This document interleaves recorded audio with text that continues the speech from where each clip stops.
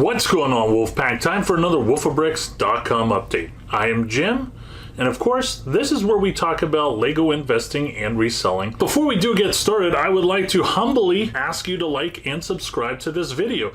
That's not something I do too often. I only do about once a month. And when we look at our analytics for the month of October, we have over 8,000 new viewers. That's crazy. I greatly appreciate it. So if only 5 or 10% of those viewers would subscribe today, it would greatly help me out. My goal by the end of the year is to hit 5,000, and I'm pretty confident that we could do it. So again, much appreciated. So something else we're going to do before we get into the main topic is, this was a question that I saw on my comment section, and I couldn't find it, so I didn't add it to the AMA, but this is something that I want to talk about because there have been people that have asked me about this in the past.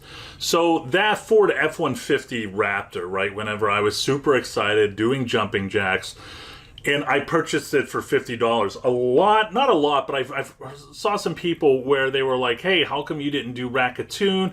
How come you didn't do this, where you could have stacked the discounts more?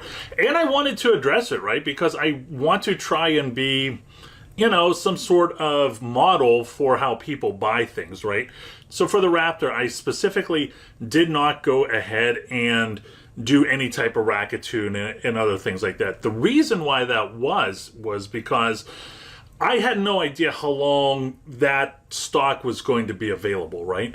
This brings me to a time where we're talking maybe 18 months ago, whenever there was a sale on Walmart. It was the Technic Porsche 911 RSR race car, right? That's a beautiful, gorgeous set. I own one for a personal build. I think I own close to 70 for resale.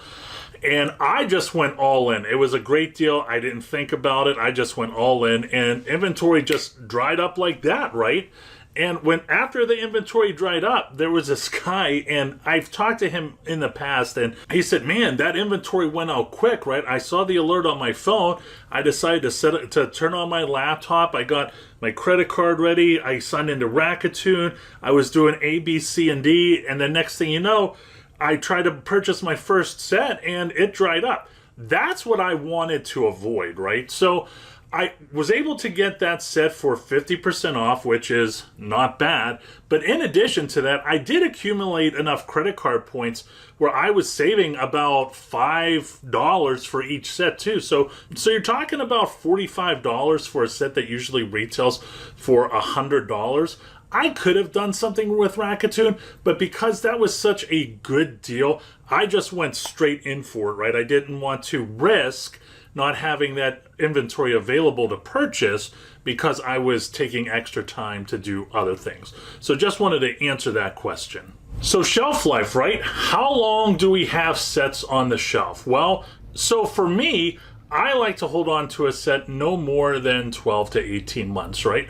Worst case scenario is 2 years. Now, I've said this in the past. There will be people that I will talk to all the time, and they'll say, hey, Jim, how can I double my money in 12 months? Well, I'm not saying it's impossible, but it kind of is, right? So I know you've heard this before. Patience is a virtue.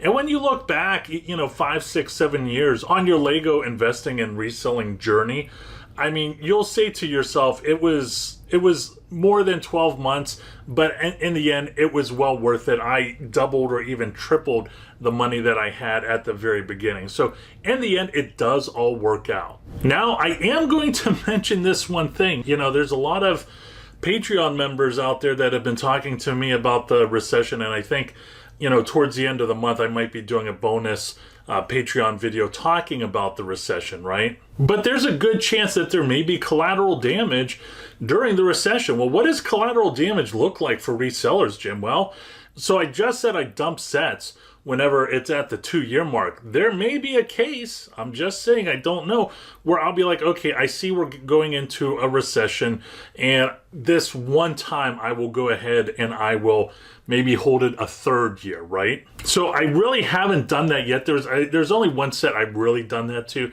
and it was the Frank Lloyd Wright Imperial Hotel. That was it. But other than that, that's pretty much it. Now, does this mean that I will take a loss? Well, no, I've never taken a loss on Lego sets because I know how to pick a winner, and that's not a flex. If you've been watching this channel for a while, hopefully you will have some sort of idea how to pick a winner. So if you are picking a winner, which you should be doing, then there's a chance that you may not at the end of 2 years have that 200, 300% ROI, but you know, 120% ROI is pretty decent, because remember, we're not talking stocks, which Lego does a lot better than. We're talking Lego, right? So if the unfortunate thing happens at the end of those 2 years and you sell your sets and you are taking loss, I mean, I hate to say this, but Lego investing may not be the right fit for you. I mean, I've been looking at Amazon harder than I've ever looked at Amazon during a Q4. And I see a lot of people that don't have diamond hands, right? I don't know if they're new to Lego reselling and they're a little bit skittish about this upcoming nuclear war, I mean recession. I don't know what's going through their head, but the prices is just not the way I would like them to be. And I've talked about that in past videos. Now, there have been some times that I've held on to sets for up to 2 years, and those sets might surprise you when I name them off. But the good news is I know how to diversify, right? That's one of the reasons why you should diversify. And I should have an upcoming video that talks about diversification a little bit more. So the sets that I have decided to hold on to an extra year were the Louvre. That's something that I've mentioned before. The Eiffel Tower, that is something that I thought would just go like that, but it was an overhoarded set. That set was available for years and years and years. It will be crazy to see what this new Eiffel Tower coming out is going to look like.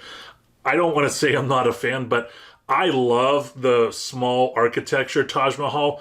I am not a fan of that large Taj Mahal, so I probably will not be a fan of the large Eiffel Tower, but we'll see how it goes. And there were also some speed champions that I was certain was just going to do gangbusters, and I've said to myself, well, you know what, I should hold on to them another year. And that's okay, because if I have, you know, 10 to 15 other sets that I'm selling that year, and there's only one that I have to hold back, in the end, it's not the end of the world, right? And also keep in mind, there will be some times where you'll have some quick holds, where I'm talking, you know, about a year or less than a year. So for me, you know, I used to talk about it all the time, the U.S. Capitol, right? I purchased a ton of U.S. Capitals, I want to say maybe sometime around September of 2019, right? I also purchased a lot more in February, March of 2020. Well, guess what? At the end of 2020, I mean, I was just printing money. It is what it is, right? So even though you may have some sets that have some extra time, you'll also have some sets that might, you know, go a little bit quicker, and hopefully, knock on wood, it should even out. The one thing you don't want to do is get yourself caught up into money that you're spending in your head that you don't have yet, because it'll just create stress, right? And selling Lego should be fun. It should be a ball. You should be cheering your other reseller buddies on, and they should be cheering you on.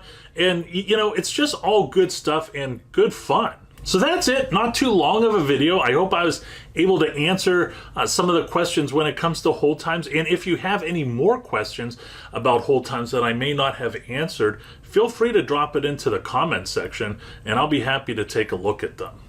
That's it, my friends. Hope you enjoyed the video. As always, please don't forget to like and subscribe. Once again, I'm Jim with wolfofbricks.com. Always go out there and get it.